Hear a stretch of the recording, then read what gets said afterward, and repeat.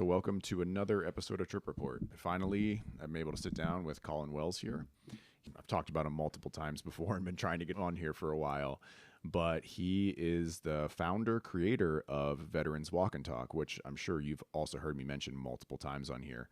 Honestly, more than anything, like the bravery associated with that, because I love, what did they say? What was that list you were on most recently with like people willing to like, do 50 shit? disruptors in sacred medicine. Yeah, and it's so true because there's so many kooks in this field or people that want to just charge a ton of money and they're in this for making money.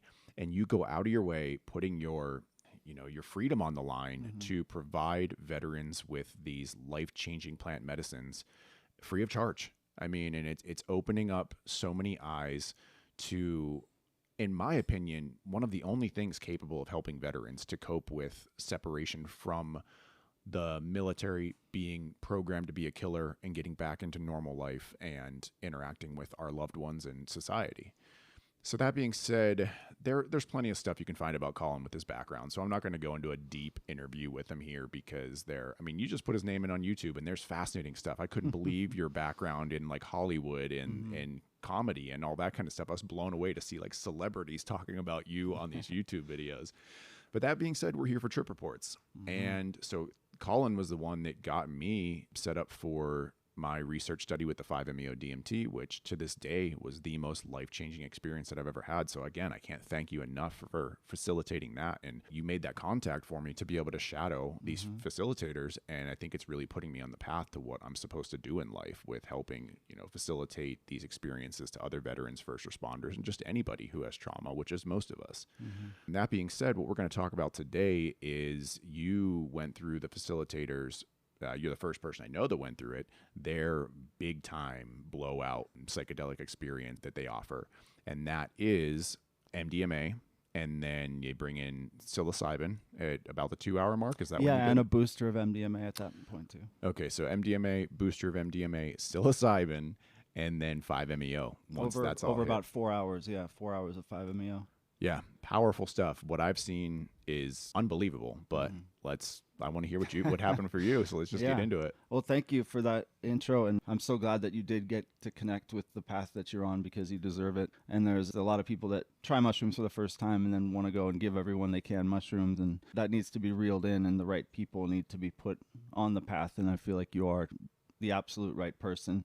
Every time I've been talk about you, we're just elated that you're involved with them. So I just wanted to say that out front. They called me, I knew Bender for a while through Guardian Grange and doing land remediation with them. Just jump in real quick. Let's just say facilitators because I don't think they really want their names out there. So I can clip facilitators and put it in over them. But Professor X and Madam X. I knew them for a while through Guardian Grange and other organizations that we work with. I think they are perceptive enough to have been around me and saw that I was struggling a little bit internally. When I go to these events I put on or lead, I have to really, be a force for good and be as stoic as I can because the fact of the matter is that I'm gathering people that are on different paths of mental health. And some people really need some stern leadership and positivity. So when I'm at those events, it's hard for me to kind of sometimes, not all the time, be vulnerable. One of the things that I've learned is that vulnerability is what draws people into Veterans Walk and Talk. And the more I'm vulnerable, the better the group does. That's something I'm working on. But Professor X and Madam X, I think they saw that I was a little bit, I don't want to say faking it, but pushing through some pain in the days that I was going there. So they started to talk to me about coming in to do this treatment. I thought it would be a few months down the line. Just had a time to prepare myself. I remember I came home that week from one of our events and got a call and said, hey, come in tomorrow for a whole day of treatment, just like that. I knew that it involved MDMA. I knew that it involved 5-MeO, which I'd never done before. So I was shaking. Like the moment they told me I could come in the next day, I started shaking. I was so scared, man. But I was going to go for it. I woke up the next day, drove down to their place. It was a long drive. And I got there and went through the experience of the QEEG, I think it's called, the brain scan. So they do like a before, eyes open, eyes closed kind of thing. And I'm just sitting there trying to calm myself down. I had no idea what I was getting myself into. You know, I've done many other psychedelics, but this was the most like seen and hands-on experience that I've ever had, you know, really personal. I did the initial EEG and then was given MDMA and some hot water. I believe it was like 150 milligrams, which to some is about, I guess, half a normal dose. To others, it's more than a normal dose. I guess it depends on the person. I don't have extensive experience with MDMA outside of doing it with my wife. They gave me that and they laid me on a couch and we started doing just some loose psychotherapy. Really just, why are you here? What are some things that, you know, you need to work on in life? What are some things that make you sad? We started talking about my firstborn son and how I'm estranged from him and don't get to see him much based on the work that I do, and my history with opiate addiction. You know, I made a lot of poor mistakes in the past that I've tried really hard to remedy by helping myself and helping others. So that was like a big topic of discussion during the MDMA portion. We did that for about 90 minutes of just discussing various things, and what I learned later is that they're implanting pathways for me to explore later on the 5-MeO, which was so beneficial. So you start talking about my dad and my mom and my opiate addiction and, you know, shooting myself in the leg on Oxycontin and, you know, being in mental institutions, and just, we talked about everything. Nothing was off limits. You start talking before the medicine really kicks, but you do feel it start to hit about 20, 30 minutes in. My feet got really cold, which MDMA tends to do to me. So Madam X warmed my feet up, which was brilliant. Like, that was one of those moments that really like locked me into feeling comfortable with the whole situation, because I was starting to get a little like clammy and cold, and she just brought her whole body down to my feet and wrapped them up and warmed me up in the best way. And at that moment, I really relaxed into the treatment.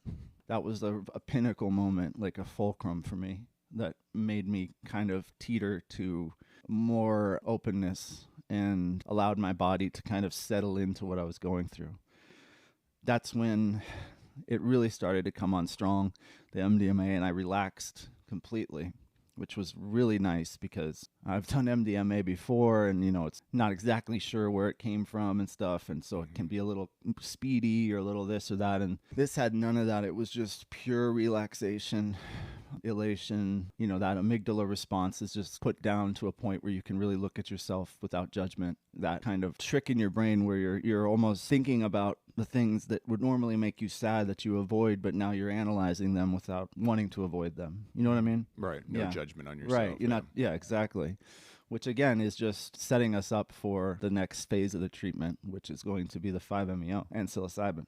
So about 90 minutes in, they helped me go to the bathroom, which was a mission. And I'm not sure if when you did the treatment, they had you say before they started, I will not get up from this spot. Yeah. Yeah, I thought that was a really interesting thing to do. Like, it implants that. Right. I think it's probably the most important thing you can do, because you said that the implanting starts at the beginning, so that when things get really heavy and potentially out of control, you know that the person you're working with is likely to stay on that couch and not cause themselves or the facilitators any harm. Right. Yeah, that kept playing in my head because, you know, you get that urge to like, oh, yeah, I can't believe I never thought of that before. And you just want to jump up and like celebrate. So yeah, I got up to go to the bathroom about the 90-minute mark, or, you know, a good hour and a half of that psychotherapy. And then I was given 1.5 grams of Enigma mushrooms in water again.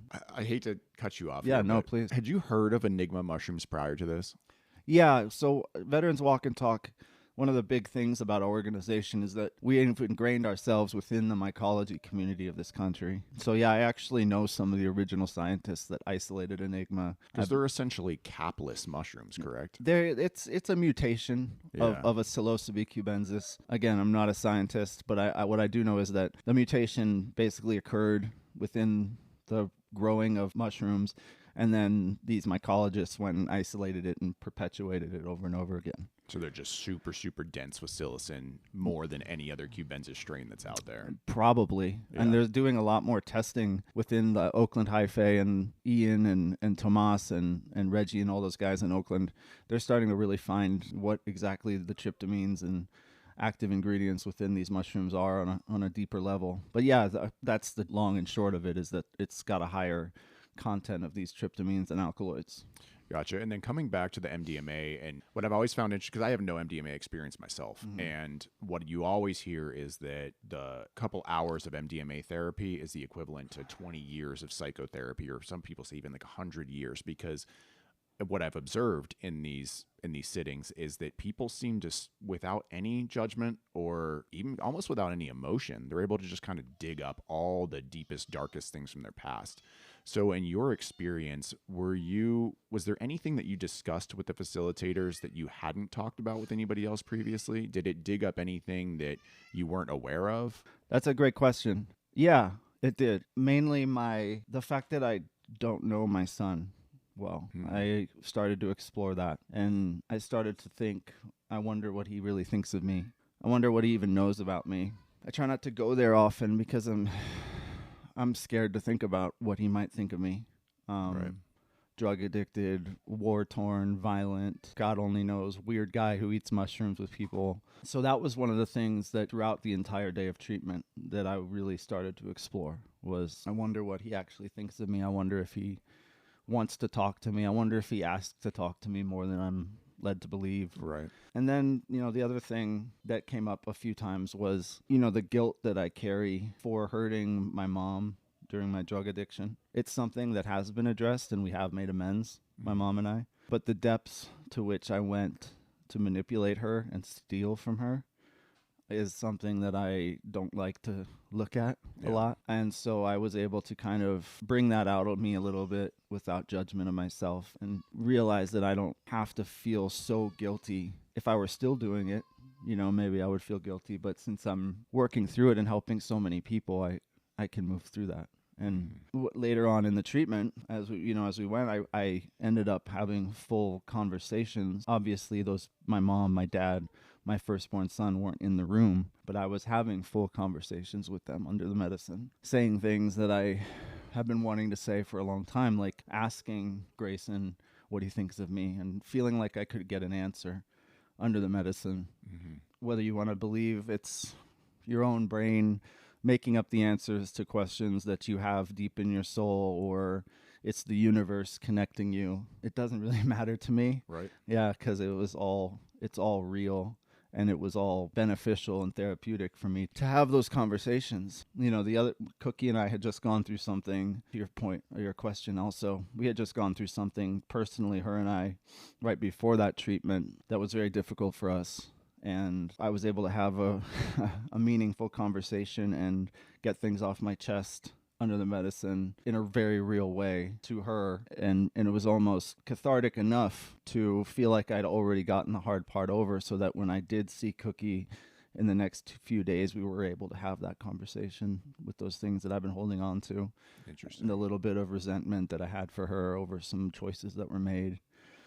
And we worked through it, and we're better off for it. Again, it's that confidence and ability and allowance of yourself to look at these things that would normally send you spiraling without going spiraling. Last little bit to touch on the MDA before we move forward. A lot of people, I think, and understandably, they're afraid of these therapies because they're taking drugs. And I think one of the misconceptions a lot of people have about MDMA is that they think it's some kind of truth serum. Like if you take this drug that you're going to just spill out all your guts to the therapist and tell all your deepest, darkest secrets. And do you still feel like you had a relief valve or something? You have something that subdue the things you didn't want to bring up or that you didn't want to talk about? No, nothing came up and I was like, I'm not going there. Okay. Nothing it wasn't that kind of truth, I guess. It was more like ride the wave, see what comes. And then the Professor and Madam X, which I want you to tell them I called them that. Oh, well. They are so good at what they do. Yeah. Like if there was a lull, if there, even little things like, I'm kind of done with one subject, making a joke about Young Frankenstein and Mel Brooks movies because they know I love those, or pointing out tattoos on my arms and having me explain what those meant to them under the medicine, just to kind of keep the stream of consciousness going. That was like, it's really what brings you back into these, this tattoo. Yeah, let me explain this tattoo to you. Now, I remember when I got it, and now, I remember why I got it. And now I'm thinking about who was around me when I got it, and all of a sudden I'm unpacking behavior that I exhibited on Oxycontin and some manipulative tactics that led me to moral injury, and we're starting to unpack that a bit. So the good facilitation cannot be understated when it comes to these medicines. That's, I think, one of the most mind-blowing things for me in the observation of them. I'm like, what made you think about that? That was such a good question to ask. And it's, that's what makes a good facilitator, is knowing the appropriate questions to ask to keep the train rolling. Mm-hmm. So that being said, about 90 minutes of MDMA, and then psilocybin comes in. Right, and a booster of MDMA. Okay. So again, in the water, 50 milligrams of MDMA and 1.5 grams of Enigma, which, they are stronger than normal mushrooms. I have extensive experience with mushrooms. I've eaten up to 20 grams of mushrooms before. But while you're on the MDMA, you're laying on a couch and all eyes are on you. I'd never had that kind of experience before. They put that in water. I ate that with some water, laid back down, and that's when they brought the singing bowl out. And they put the singing bowl on your chest, and they kind of beat that for a little bit and let it kind of resonate through your body. And I remember I farted really bad, and it stunk really bad, and I was like, I'm sorry. And Madam X was like, I'm just going to ring this sound bowl to clear the air. Ping. And she's like, we're all laughing because she's ringing it to like clear my fart out of the air. And I was dying laughing, which that part of it too, man, was so amazing because mushrooms in particular have become so serious for me. Mm-hmm. Like it's like I have had many times where I've eaten mushrooms and laughed my balls off and watched Akira for 3 hours and watched the Lord of the Rings movie and just had a great time, and it's fun. And then I started to experience them in a more spiritual and healing way, and ever since I've done that, they're powerful and great, but not so much fun. I feel 100% the same way. I have not had a fun experience with psilocybin in a long time. Right? And I would welcome one. Yeah. I would, but I've tried to just kind of watch a movie and it just doesn't work out for me. I end up very introspective and it's difficult. So laughing under the mushrooms during that treatment was really special. It's a purge. Yeah, for sure. And I always, laughter is my favorite thing in the world. And I've been holding on to too much. I hadn't laughed like that in so long, just deep belly laughing over a fart. Yeah. Like it's so stupid. It's so low brow, but I was dying and it felt so good. So right after that good belly laugh and clearing the air with the singing bowls, they started to introduce the 5-MeO. Just real quick before the 5-MeO, it's 1.5 grams, so, but a potent strain, and then you're already on MDMA. Mm-hmm. I'm curious, what were the visuals like coming in? Was it where you're like, oh yeah, I'm on mushrooms now? Yeah, perspective shift. You feel very big compared to the world around you. Face and skin and bodies around me were starting to have that morphology to them, where it's kind of like a running skin. Right. So yeah, I could definitely tell. But the thing about it is, right as you're starting to like really hit on those mushrooms, they bring 5-MeO, and so everything is kind of knocked out from there and brought just elevated and elevated and elevated. Gotcha. Yeah. All right, let's roll right into 5-MeO then. Yeah. So, their protocol is incredible. 5-MeO is arguably one of the strongest substances on the planet as far as psychedelics go.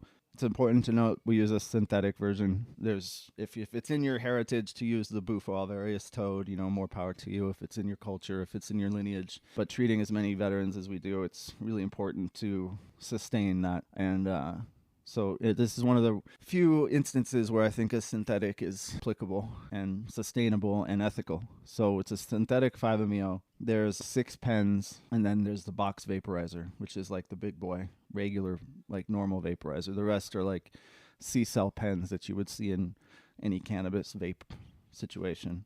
So they start you on pen 1. It's like nothing. You barely feel anything. You can kind of taste it. Like the smell and taste of 5-MeO is there, but you don't really feel any kind of send-off or anything like that.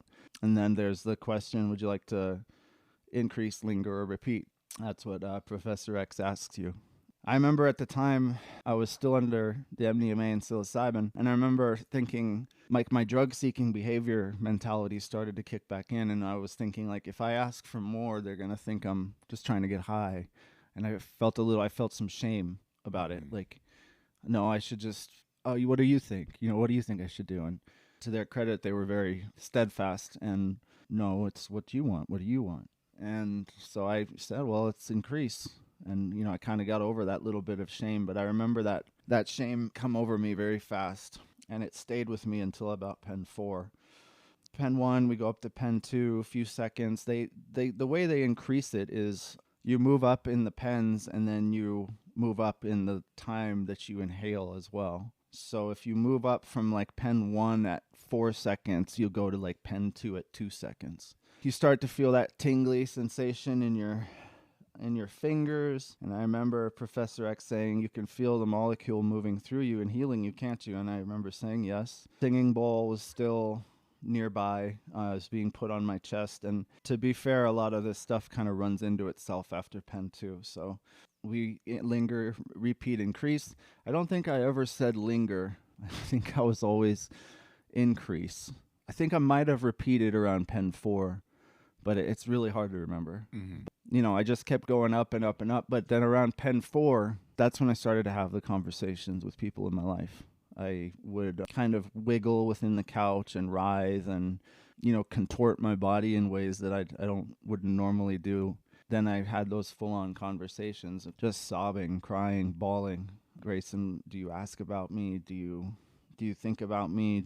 Do you ever ask to see me? Things like that.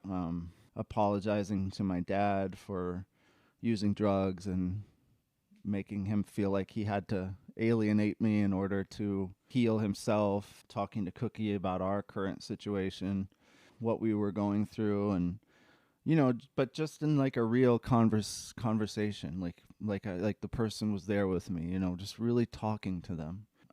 Our facilitators' hands on my heart a lot, like always asking for, can I put my hand on your heart? They put their hand on my heart. I'd say yes. My feet are cold. They warm my feet.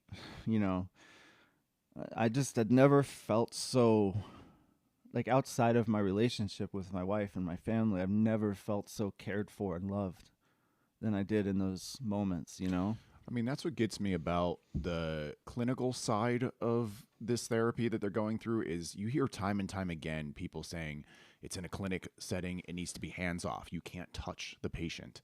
And it's hard for me to wrap my head around that, especially going through a year of massage therapy school, is I've now come to see how positive and beneficial it can be to have hands on somebody. And that, touch heals, and obviously it can be inappropriate, but there are so many people in this world that don't get a daily hug. You know what I mean? And I think it's a matter of, in situations like this, especially when you're super vulnerable, something as simple as holding a hand or putting a hand on an arm or on someone's heart or something like that can make all the difference in the world. Yeah, I agree completely. And unfortunately, we're in a state of the world where everybody has to be so careful about every move they make. I've dealt with people with Veterans Walk and Talk who have been coming forever and have great experiences, and then one thing is said and they're completely turned off and hurt and running to go scream from the mountains how horrible you are. So that's the nature, I think, of working with hurt and sick people, is that you have to err on the side of caution. Right. So I just getting consent beforehand, but I agree with you completely. I think touch is a vital component, and I feel like that's where the prerequisite in the intro is so important, of like, are you comfortable with a man putting his hand on you, or are you not comfortable with that? And just making sure that everybody's agreed to everything beforehand so there's no surprises. Your conversations with loved ones while under the Pen 4, sitting on the couch, was it a mental conversation or were you speaking? Yeah, I was speaking out loud. Okay. Yeah, I was, writhing and contorting and speaking at the same time and crying, and then just relaxing because I felt so good to get these things out.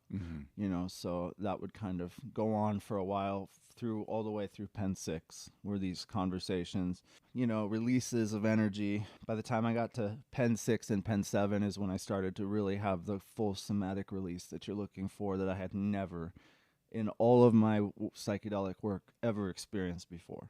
I screamed at the top of my lungs, bloody murder, just screaming and screaming and screaming over and over. And then like that, the singing bowl on your chest, and then screaming and contorting and grabbing my feet and pulling my feet up to my face and just like contorting like a spider, in ways that, I got some injuries. I don't normally move like that. But I was able to move in ways that I wouldn't normally move. When we got to the box vaporizer, that's when I had the full, I want to say ego death. It was just full on death. I was sure that I died. I was convinced. I was fine with it. Mm-hmm. I was like, that's fine. I'm dead. Clearly I'm dead. Tell Cookie and tell my kids that I died happy, that I'm fine. Tell them that I'll be okay. They'll be okay, that there's so much more to this life, to this existence than we ever even thought possible. And that's when I remember, Madam X saying, you're not dead. You're very much alive. You're not dead. You're very much alive. And it was just like, I'm just convinced. I was like, are you sure? I'm sure I'm dead. This has to be more contorting, more screaming, and, more touch, hands on me, making sure I was grounded. That's when I kind of started to, my fear of death, which is coming on strong as I enter my 40s, is something that I was really trying to tackle within these treatments. And I feel like I got a good, I hit a solid double with these treatments. Like I'm on second base as far as the alleviation of my fear of death goes. I'm getting there. If it's going to stay with baseball analogies, like I got a full count right now, guy on second, full count. I'm figuring it out. I might strike out. At times it's really hard. There's this thing that we have to get over as we do psychedelic work, or especially work with these insanely strong, powerful molecules, which is the awe of it all has to be overcome in order for you to get to the work of it. And so as much experience as I have with psychedelics, I'm very much still in that awe mode. Like, I cannot believe this was even possible. Yeah. I've heard stories, I've read books, I've heard trip reports, I've done all this stuff. I had no idea that anything like this was possible. Mushrooms, I've had enough experience to where sometimes they surprise me. Most of the time it's very dark. But mescaline and cactus was the other one that surprised me and just put me in that sense of awe. And I'm still in that awe of like, I cannot believe that is possible. I can't believe what that cactus did to me, and that's where I'm still at with the 5meo. And, I have my own source given to me to do my own treatments of 5meo. I haven't been able to do it on my own. It's scary. Yeah, it's terrifying. And, Professor X just be like, oh, just a few seconds just to kind of rewire yourself and ground yourself and stuff. I'm just like, I don't know, man.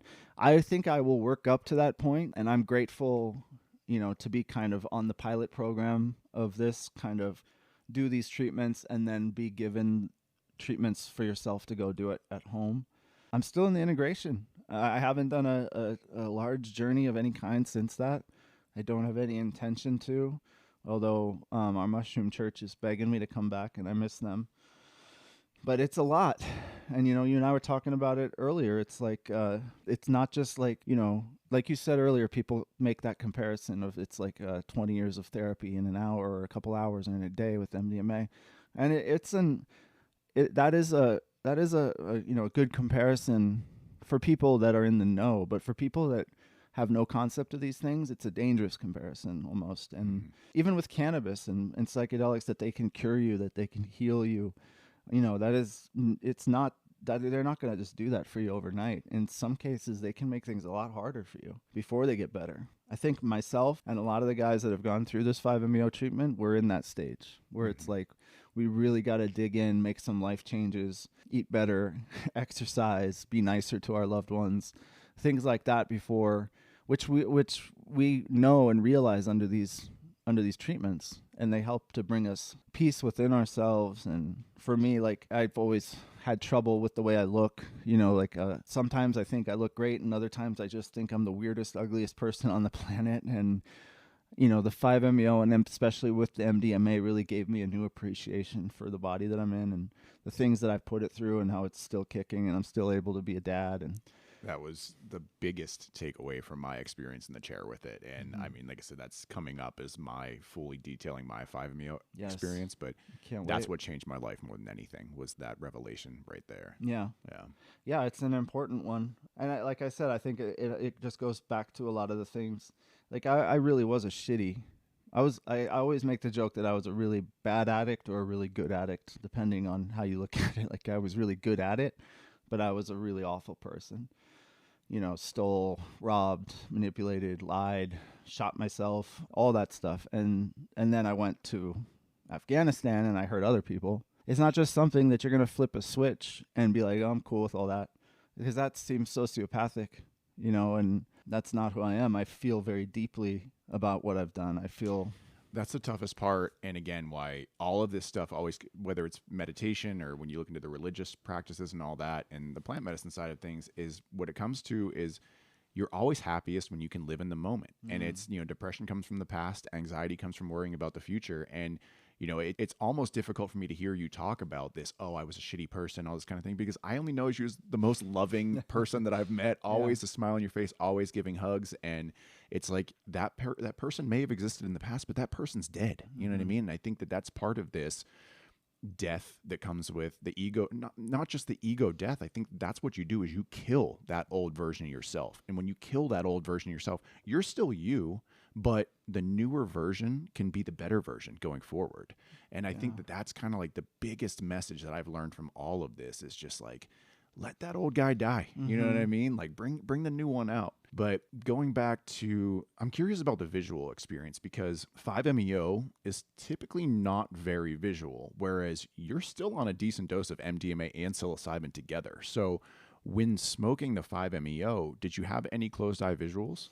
No, not really. Yeah, you're absolutely right about that. When I would come to and open my eyes and be asked if I wanted to linger, increase, or repeat, that everybody's faces were morphing and melting, and it was very much, I know that I'm experiencing this, but as you're sitting up, you're inhaling the molecule and you're laying back and your eyes are closed. It is a subconscious journey into your own brain matter. It's not like with NN-DMT or more traditional DMT, I guess. I don't know. There's people call it so many different things. Right. Because I think NN 5-MeO and then there's NN. They're both NN-DMT, right. But there's your visual DMT and then there's your 5-MeO Exactly. DMT. So let's say the visual DMT was exactly that, incredibly visual, prisms and geometrical shapes and synesthesia, sound turning into colors. I remember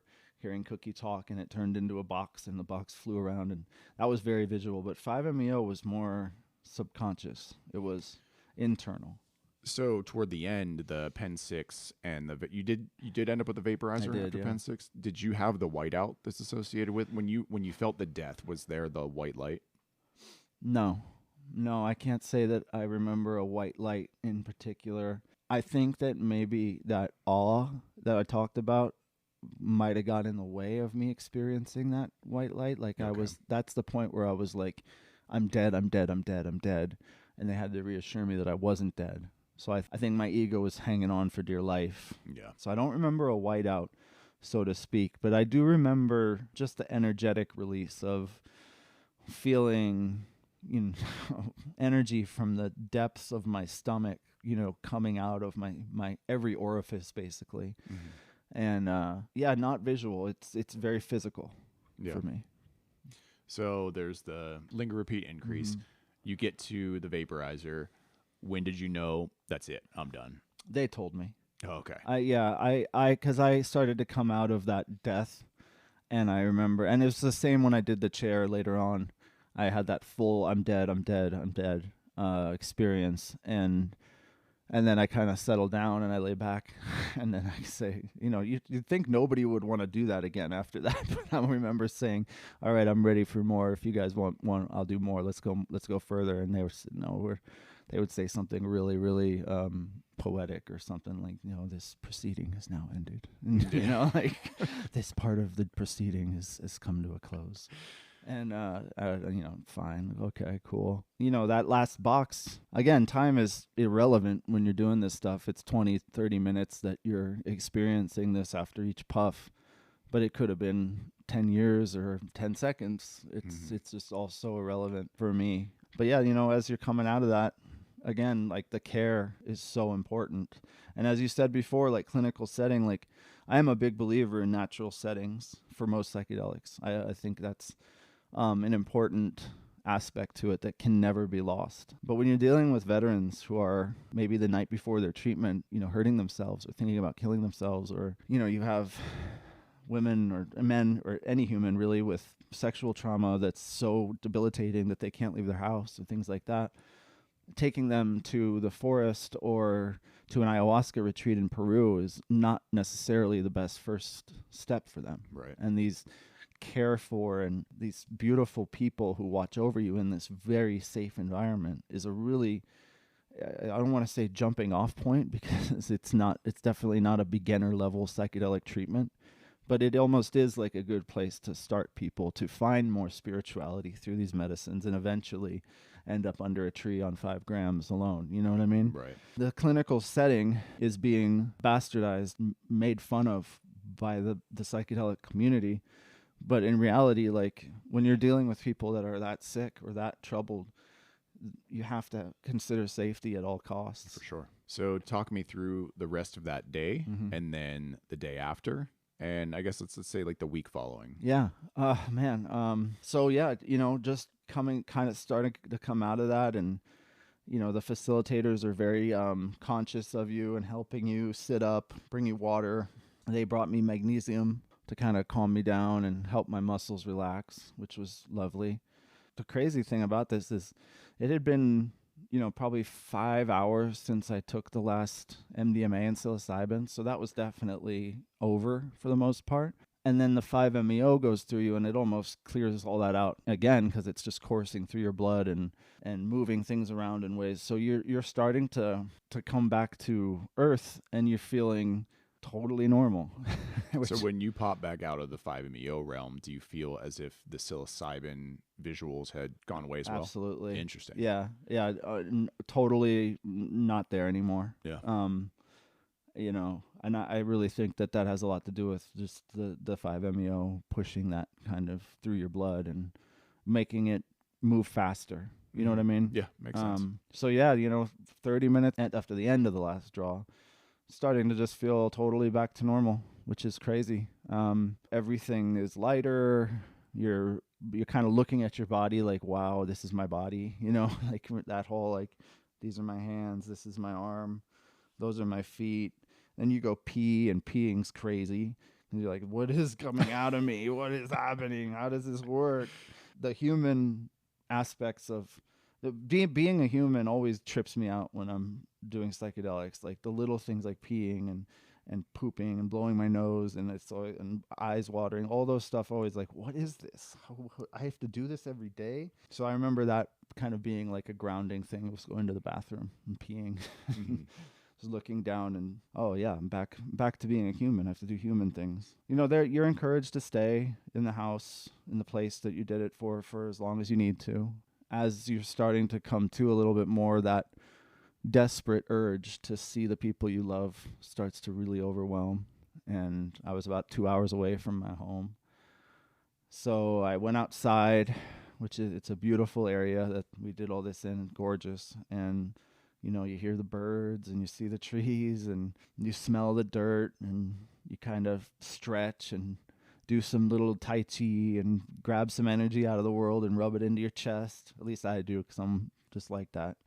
And everything feels new. That's really the best way to describe it. Is it's like a rebirth. You feel new again and younger. I felt younger. I remember I felt more limber. I'm not going to drive home if I'm feeling unsafe. So you kind of wait that out. And it goes fast though. You're pretty good within like an hour of your last experience and starting to feel like, okay, I could drive home. Drove home, 2-hour long drive, music blasting the whole time. Music sounded like it never sounded before. Yep. It's just like I've heard these songs a million times, but I never heard that. And You know, you could hear all the nuanced parts of the instruments, and oh man, music was just brilliant. And then you get home, and in my case, my two stepkids and my daughter Willow and Cookie were here and expecting me and greeted me warmly and hugged me, and I hugged them and picked them up and sobbed into Cookie's neck for a little bit. And she said, how was it? How was it? I said, I can't even begin right now. Ask me in a few days. You know, she respects completely, which is, you know, an important thing to note to anybody. Like, you know, make sure you work it out with your family members that you might not necessarily be able to unpack this stuff right away, and make sure that they're comfortable with you giving yourself some time and space after you do this. Because if you try to over explain it right away, that's when you can really start to get frustrated with it, because you're not even done experiencing it yet and trying to explain it to someone who doesn't have any frame of reference, and that can get kind of ugly and frustrating. So give yourself time before you start unpacking it. So yeah, I just ate, went to sleep. Then the week after that, man, I mean, pretty light on my feet. Like I said, like feeling like a lot of weight lifted, a lot of energy had shifted within me. My pain was a lot better. Joint pain, knee pain, back pain was significantly better. You know, as I said, with the work I do, I think that sometimes I do myself a disservice as far as I've experienced this. And like I just advised, give yourself time to unpack it. I'm not the best at doing that, in the sense that I then I then chose to bring people to this treatment and set them up for it. So I kind of dove right back into helping others. Mm-hmm. And I think maybe it would have been nice for me to take a couple more weeks to kind of integrate what I'd experienced, because I took from early November until just this January 1st. So just about 6 weeks I took off from any hikes or anything like that. And a lot of shit came up for me, in particular about that treatment and the chair treatment that I did a couple weeks later. It's been a struggle I know that death is not what we think it is. It's not lights out. Like there's something else. I saw it. And I have that faith in what is after this flesh. I do. I really do. But I'm still terrified. I really am. And I don't, it's a fear that sometimes overwhelms me to the point where I'm like watching a movie about an old man dying in a hospital, and I'll start to like panic. Where I'm like, that's going to be me in like 40 years, 30 years, if I'm lucky. And I don't want that. I don't want to ever get there. And then it passes. So that's what I'm working with right now. And I really think, you know, and I joined the infantry. I went to Afghanistan. I had no family. I was barely sober off oxys. I didn't really give a shit if I died. Obviously, when I was using OxyContin and fentanyl and heroin so heavily, I clearly didn't care if I died. I didn't even have any cares in the world, least of all myself. Now that I have so much abundance in life, love, family, my home, I help a lot of people like I've done. I'm really proud of who I am and what I've done. That fear of losing it all is something that I'm really trying to unpack. And it's difficult, and it's been difficult the last few weeks. I think you bring up a good point with the veteran side of things, which we really haven't touched on in this podcast so far. Did you really have much from combat come up during the 5-MeO treatment? No, almost nothing. I think that's super fascinating, because I really didn't either. Mm-hmm. And a lot of what I've seen with veterans going through this, and you always hear, it's like they run one with another. Veteran, PTSD. You think of PTSD, you think of veterans. You don't think of your average person. It's always jumps straight to, you see a person in a uniform in combat. And a lot of the people I've seen go through the treatment who have done horrific things in combat, had nothing to do with it. Mm-hmm. And it's interesting, because Mrs. X had told me it always comes from something earlier. It almost, she's 98% of the time, it comes from childhood or an issue with a father. She's like, you see it over and over and over again. And so, and she made another good comment of like the military recruiters, they prey on broken toys. Mm-hmm. It's like they know that they need to grab somebody and separate them from the flock, and that at 18 years old, you're very easy to be brainwashed. And then it's like you take somebody who already is dealing with some trauma, and then you just put them in the worst case scenario possible, to where the most stressful situation, to where if you then push somebody who's already having trouble between fight or flight mode and, you know, relaxing, and then you stick them in fight or flight for months on end, that's not good for the human body at all. Right. coming back to day after, Mm-hmm. you hear pretty often that people have an issue with MDMA because it dumps all the serotonin. Did you feel that serotonin crash in the morning? I have before, when taking MDMA, I felt terrible for days afterwards. Not this time. It's so fascinating because on one side of it, I've heard that quality MDMA, the stuff they're using in the MAPS trials, I've heard multiple people say they had no issues the morning after, that it's typically when it's tainted with something that you have that hangover feeling in the morning. But that being said, is especially coming out and not having any of the psilocybin effects, which psilocybin goes 4 to 6 hours. So there should have still been visuals there.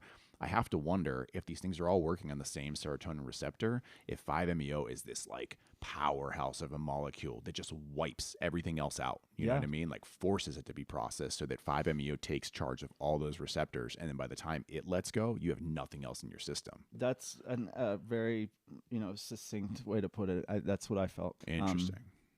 I would, with no basis for any of it, I would argue that is exactly what happened. Yeah. I mean, when you're on 5-MeO, you feel it in every part of your body, coursing through the tips of your fingers to the tips of your toes, to your nose, to your ears, and that energetic purge. Psilocybin, and again, I'm not a scientist, but I think it's one of the things that breaks through the blood barrier better than anything. And so 5-MeO pushing through your system, the psilocybin pushing through your blood, it's just going to all move a lot faster. Because I didn't feel, I was completely back to normal. Yeah. Yeah. It's fascinating because you often hear like tryptamines open the mind, phenethylamines open the heart. Mm-hmm. And so it's like you start with opening your heart, you then open your mind, and then somehow this, God molecule floods all of it out, but it also floods the entire body at the same time. Right. Totally. And I just, that whole intro of 90 minutes of psychotherapy under the MDMA, that aspect of it cannot be understated for people like me with complex PTSD and addiction and things like that. That really sets you up for success with the molecule. Yeah. Yeah.